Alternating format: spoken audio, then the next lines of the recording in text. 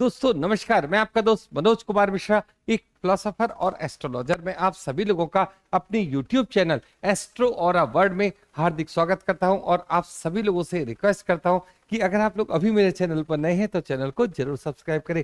आज हम लोग चर्चा करेंगे तुला लग्न वालों का नवंबर 2024 का महीना गोचर के हिसाब से किस प्रकार की ऊर्जा लेकर आ रहा है। तो अगर आपकी जन्म कुंडली में यहाँ प्रथम भाव में 7 का अंक लिखा हुआ है तो ये कुंडली किसकी कहलाएगी? ये कुंडली कहलाएगी तुला लग्न वालों की। और अगर आप लोगों ने मेरी वो वीडियो की जानी तुला लग्न वाले लोग कैसे होते हैं अब तक नहीं देखी है तो आई बटन पर क्लिक करके वो वीडियो आप अवश्य देख सकते हैं। तो सबसे पहले हम लोग गोचर की चर्चा करेंगे। पहला परिवर्तन इस समय हो रहा है 8 नवंबर को। वो किसका हो रहा है? शुक्र वृश्चिक राशि से निकलकर धनु राशि में पहुंच जाएंगे, तो ये परिवर्तन हुआ। बुध पूरे महीने वृश्चिक राशि में चलेंगे, लेकिन 27 नवंबर को ये इसी राशि में मतलब वृश्चिक राशि में वक्री पोजीशन में हो जाएंगे। अगर हम लोग बात करते हैं सूर्य की, तो सूर्य 17 तारीख को वृश्चिक राशि में आ जाएंगे, 17 नवंबर को वृश्चिक राशि में आ जाएंगे। अगर बात करते हैं बड़े परिवर्तन की, तो इस समय कौन सा सबसे बड़ा परिवर्तन हो रहा है? बड़े ग्रह का मतलब परिवर्तन, तो वो है हमारा शनि, जो इस समय 16 नवंबर को अभी क्या चल रहे हैं? मार्गी वक्री पोजीशन में चल रहे हैं।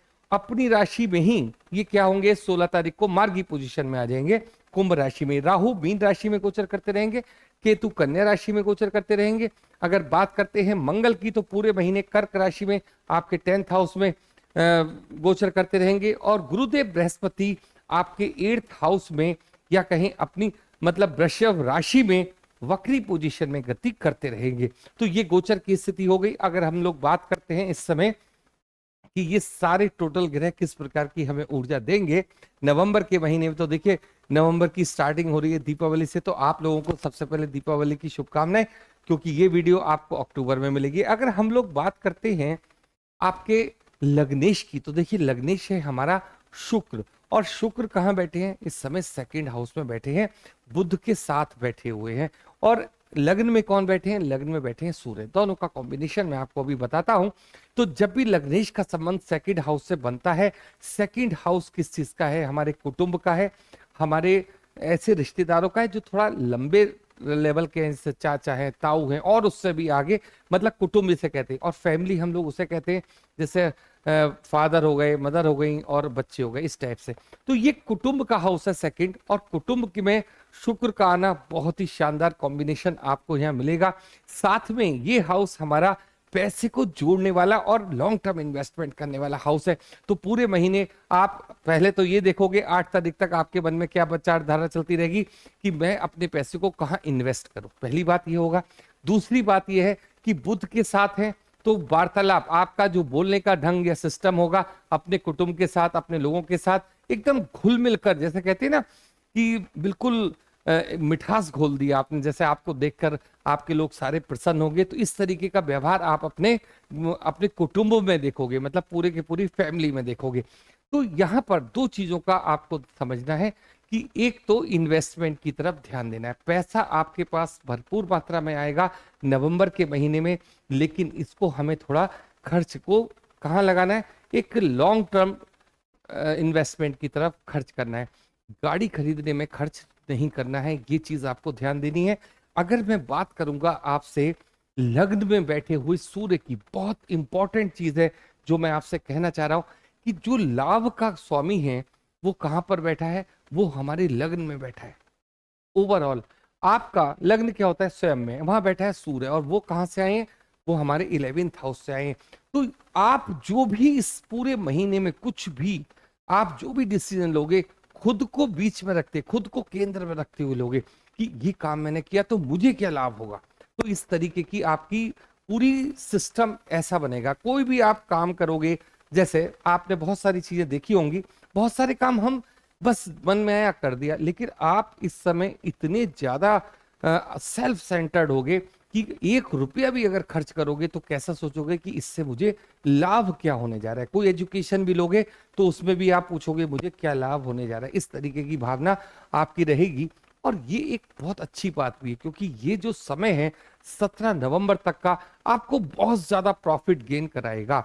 अब हम लोग बात करते हैं जब सूर्य 2nd हाउस में पहुंच जाएंगे, तो कहने का मेरा मतलब है कि जब ये सूर्य आपके 2nd हाउस में पहुंच जाएंगे 17 तारीख के बाद, तो ये क्या हुआ कि लाभ का स्वामी कहाँ चला गया, बचत वाले घर में। तो अब वहां पर आपका इन्वेस्टमेंट प्लान तैयार होने चाहिए। नवंबर का वो महीना आपके जीवन में इस तरीके का साबित होगा कि आप ये बात देखोगे कि जो चीज आपने इस महीने खरीद ली आपको अच्छा प्रॉफिट देगी। और चीज से मेरा मतलब क्या होता है, शेयर मार्केट से संबंधित चीजें, लॉन्ग टर्म इन्वेस्टमेंट चीजें, या फिर कोई जमीन खरीदना, इस तरीके की चीजें। अगर आप ये सोचते हो कि इस महीने मुझे किसी कंपटीशन से, गवर्नमेंट से कुछ लाभ लेना है, तो वो भी आपके लिए बहुत अच्छा साबित होगा। बात करते हैं सेकंड हाउस की, बैठे हैं शुक्र, मतलब लग्नेश और बुध का कॉम्बिनेशन यहाँ आपको देखने को मिल रहा है। दोनों आपस में मित्र हैं। कुटुंब के साथ हमारी चर्चा बहुत बहुत देर के लिए हो गई कि हमारा व्यवहार हमारे कुटुंब वालों को सबको पसंद आएगा। और जिसे कहते हैं ना कि आंख का तारा, मतलब हर व्यक्ति ये चाहेगा आप उसके साथ समय व्यतीत करो। अब हम लोग बात करते हैं थर्ड हाउस की। थर्ड हाउस किसका है, गुरुदेव बृहस्पति का है, जो इस समय एट्थ हाउस में आपके वो गोचर कर रहे हैं। यहाँ पर एट्थ हाउस में गोचर कर रहे हैं। दूसरा इनका जो घर है, एक घर इनका ये है, एक क्या है, छठे का। तो छठे, तीसरे हाउस का स्वामी, छठे हाउस का स्वामी किससे संबंध बना रहा है, मतलब एट्थ हाउस के साथ संबंध बना रहा है। तो देखिए ये चीज क्या है, ये चीज ये है, आप इसको समझो। पहले तो आपको मैं ये बताना चाहूंगा कि जब भी इस तरीके की बातचीत आप देखो तो ये होता है हमारे छोटे बहन भाइयों का घर, मतलब। और प्रॉपर्टी जैसे बंटने वाली बात आती है, कोई हिस्सेदारी वाली बात आती है, तो एक चीज का आपको बड़ा विशेष ख्याल रखना है कि लोग इस समय आपको आपकी प्रॉपर्टी आसानी से देने के फेवर में बिल्कुल भी नहीं है। मतलब संघर्ष करके थोड़ा सा, जैसे कहते हैं ना कि जब तक आप मांगोगे नहीं, जब तक कोई काम होगा नहीं। अगर आपके मन में ये बात चल रही है, ठीक है मैं तो इस घर का बड़ा भाई हूं, मैं तो इस घर की बड़ी बहन हूं, या जो भी कुछ संबंध में है आप, तो मुझे तो मेरा हिस्सा मिल ही जाएगा। देखिए विश्वास करना एक अच्छी बात है, लेकिन जब हम ज्यादा विश्वास में आ जाते हैं कि भाई हमारे घर वाले तो हमें देंगे ही देंगे, या ये प्रॉपर्टी तो मुझे मिलेगी, देखिए एक बार चेक जरूर कीजिए। यहाँ पर होता क्या है कि हमारे साथ थोड़ा सा धोखा होने की संभावना बनी दिख रही है। तो जब इस तरीके की कोई बातचीत होती है तो मतलब क्या है कि इस चीज का आप क्या, अगर इतना भी बोल दोगे ना कि ठीक है आप मुझे नहीं दोगे तो मैं कोर्ट में जाऊंगा या जाऊंगी, इस तरीके की बात भी आप कुछ बोलते हो, तो भी आप ये समझिए कि आपकी प्रोबेबिलिटी बढ़ती है इस चीज को। तो यहां पर थोड़ा सा मतलब थोड़ा गुस्से से भी अगर आपको काम लेना है तो लीजिएगा, ये वो आपका समय चल रहा है। नहीं तो क्या होगा कि आपके साथ छल होने की पूरी संभावना बनती है। तो आप उस समय सो मत जाइए, जब काम हो रहा है तो आप उठिए और अपने चीज को चेक कीजिए कि कौन क्या कर रहा है। अगर हम लोग बात करते हैं आपसे आपके फोर्थ हाउस की, मालिक कौन है, शनि, और बैठे कहां पर है, फिफ्थ हाउस में बैठे हैं। देखिए फोर्थ हाउस किस चीज का है, भौतिक सुख साधनों का है। फिफ्थ हाउस किस चीज का है, फिफ्थ हाउस है हमारी इच्छाओं का हाउस। शनि के साथ इस समय क्या हो रहा है कि 15 तारीख के बाद शनि, मतलब 16 नवंबर को मार्गी पोजीशन में आ जाएंगे। 15 तारीख तक क्या है, वक्री पोजीशन में। तो इन चीजों को जो मैं आपसे अभी कह रहा हूं कि जो पुरानी चीजें आपसे अभी मिस हो रही हैं या कोई गलती होती चली जा रही है, मैं बात कर रहा हूँ आपके बंटवारे से संबंधित या किसी ऐसे काम से संबंधित जिसको आपने पेंडिंग छोड़ रखा है, तो वो 15 से पहले कर लीजिए। क्योंकि 15 के बाद क्या होगा, आपसे ये जरूर पूछेगी भाई जब आप कहाँ सो रहे थे। तो ये संभावना बनी रहेगी। जब शनि मार्गी होते हैं ना, तो फिर तो जो स्थिति आपने उनके लिए जिस चीज पर आप काम करते हुए आ रहे उसी से संबंधित आपको फल देना शुरू कर देते। इसलिए पुराने रिकॉर्ड्स बिल्कुल अपने फेवर में लेकर आइए और काम को आगे बढ़ाइए। बात कर लेते हैं सिक्स हाउस की। सिक्स हाउस में कौन बैठे हैं, राहु बैठे हैं। और राशि किसकी है, राशि है गुरुदेव बृहस्पति की। स्वयं गुरुदेव बृहस्पति कहाँ बैठे, एट्थ हाउस में बैठे। तो इसमें मतलब क्या है, संघर्ष से पीछा अभी आपका नहीं छूटेगा और धीरे धीरे धीरे धीरे आप तरक्की करोगे। लेकिन बिना मेहनत, बिना किसी चीज के आपको कोई भी चीज नहीं मिलने जा रही। जो लोग अभी जॉब में हैं, जो लोग जॉब में हैं, उन लोगों के दिमाग में क्या बात आ रहा है, मैं बिजनेस में, बिल्कुल भी मत जाइए। अगर आपने ऐसा कुछ भी कॉम्बिनेशन कर लिया कि मैं सर्विस को छोड़कर बिजनेस में चले जाऊं, बिल्कुल खराब हो जाएगा। जिस जगह पर है आप अभी वहीं बने रहिए। जिन लोगों को जॉब नहीं मिली है, थोड़ा स्ट्रगल के साथ उनको जॉब मिलेगी। अगर हम लोग बात करते हैं सेवेंथ हाउस की, मालिक कौन है, मंगल बैठे कहाँ पे, टेंथ हाउस में। लेकिन सेवेंथ हाउस को देख कौन रहा है, सेवेंथ हाउस को देख रहे हैं सूर्य। तो सूर्य अपनी सातवीं दृष्टि से हमारे स्पाउस के घर को देखते हैं। इसका मतलब क्या होता है कि जो ऊर्जा इस समय क्या है, जो ऊर्जा सूर्य की जो ऊर्जा है वो कहाँ है, आपके स्पाउस के पास जाती है। मतलब कहने का मतलब सिर्फ इतना समझिए, जो सूर्य, जो लग्न में बैठ के सूर्य व्यक्ति के लिए क्या सोचता है, सेल्फ सेंटर्ड बनाता है, आगे बढ़ाने की कोशिश करता है। कहीं कोई बात अटकती है, चाहे गवर्नमेंट से संबंधित हो या किसी भी चीज से संबंधित हो, अपने फेवर में लेकर आता है। लेकिन उसका जो नेगेटिव एक पक्ष है वो है उसका स्पाउस। वहां पर क्या होगा कि अगर आप कोई बात कुछ तेज शब्दों में रख देते हो तो आपकी स्पाउस ही सबसे पहले आपके शत्रु बन जाएंगे। वो कहेगी जी आपको तो बोलने की क्या जरूरत थी, आपको तो साइलेंट रहना चाहिए था, वो तो सब काम ऐसे ही हो जाता। तो ये चीज आप बिल्कुल भी मत सोचिए, क्योंकि मैंने आपको क्या बोला है कि ये महीना चुप रह के काम करने वाला नहीं, अधिकार से काम करा लीजिए, क्योंकि ये जो पावर है लग्न में बैठी हुई है, तो इसका लाभ आपको उठा रहे हैं। तो यहाँ पर उनको इस समय शांत कर दीजिए, बोलिए चलिए ठीक है, जो भी मैंने डिसीजन लिया वो आपके फेवर में ही जाएगा। तो लड़ने की जगह थोड़ा सा टाइम को उनके साथ स्पेंड कीजिए, और कोई ऐसा मुद्दा अगर आ रहा है आपकी ज्यादा कमी निकाल रहे हैं, इग्नोर कर दीजिए। बात कर लेते हैं आपके 8th हाउस की।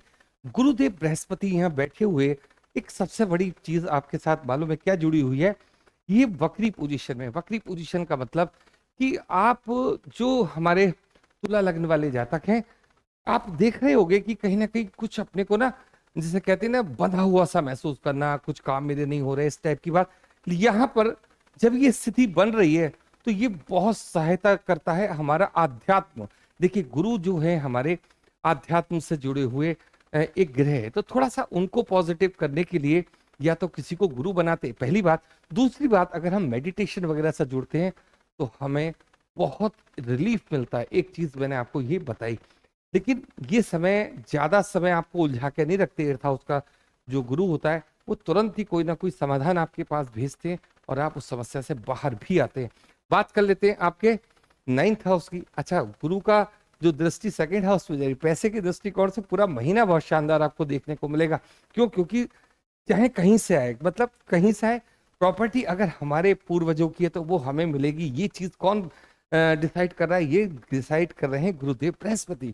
अब हम लोग बात करते हैं आपके 9th हाउस की। मालिक कौन है? बुध। और बैठे देखिए कहां पर है? 2nd हाउस में बैठे। तो भाग्य का संबंध आपके किस चीज में कन्वर्ट हो रहा है? पैसे में कन्वर्ट हो रहा है। तो महीना पेमेंट के हिसाब से बहुत शानदार है। अगर बात कर लेते हैं आपके 10th हाउस की, जहां पर बैठे हैं मंगल, और मंगल की ये जो जगह है कैसी है? थोड़ा कम पोटेंशियल की जगह है, इसको हम लोग कहते हैं नीच का मंगल। और दूसरी बात अगर मैं आपसे बात करूंगा, मंगल देख किस रहे हैं? अपने घर को, मतलब 7वें दृष्टि से 4th हाउस को देख रहे हैं। तो दो चीजें आपकी समझ में आएगी। जहां पर हम लोग वर्क करते हैं, जहां जॉब करते हैं या बिजनेस करते हैं, थोड़ी मासूम, मतलब मन में थोड़ी सी क्या रहेगी? एनर्जी नहीं रहेगी कि एकदम से कोई काम करने वाली बात नहीं रहेगी। कोई बात नहीं, लेकिन ये 7वीं दृष्टि से हमारे घर को भी देख रहे हैं। तो इसका ये भी मतलब है कि अगर हम अपने चीजों को ये समझते हैं कि भाई हम डिले हो रहे हैं, तो ऐसा कहीं कुछ भी नहीं हमें दिखाई दे रहा कि आप पीछे रह गए या आपको बहुत सारी चीजें नहीं मिल रही। थोड़ा सा मन में जरूर ये चीज रहे है आपकी कि थोड़ा सा कम शांति है, लेकिन इसका ये मतलब बिल्कुल भी नहीं है कि आप अपनी जॉब को छोड़ कर चेंज कर दीजिए, बिजनेस को चेंज कर लीजिए। ये वो अभी समय में नहीं देख रहा। तो इसलिए जिस बिजनेस या जिस जॉब में आपको अभी मजा नहीं आ रहा है, थोड़ा समय रुकिए, फिर मजा भी आना शुरू होगा। हम लोग बात करते हैं आपके 11th हाउस की। मालिक कौन है? सूर्य। बैठे कहां पर है? 1st हाउस, मानी लग्न में बैठे हैं। तो लाभ ही लाभ आपको दिखाई दे रहा है। जबरदस्त लेवल पर आप लोग चलोगे, और उसके बाद यही जो पैसा आप कमाओगे वो इन्वेस्टमेंट में जाएगा। बात कर लेते हैं आपके 12th हाउस की। वहां बैठे हैं केतु, और इसका मालिक कौन है? बुध। और बुध कहां पर बैठे हैं जी? 2nd हाउस में। तो देखिए, कुल मिलाकर एक ही चीज मैंने आपको वीडियो की शुरुआत में कही थी कि जो आपका खर्चा है वो कहां जाएगा? गाड़ी के ऊपर खर्च करने की अगर आप सोच रहे हो, तो मैं सिर्फ आपसे अभी कहूंगा आप इन्वेस्टमेंट कीजिए।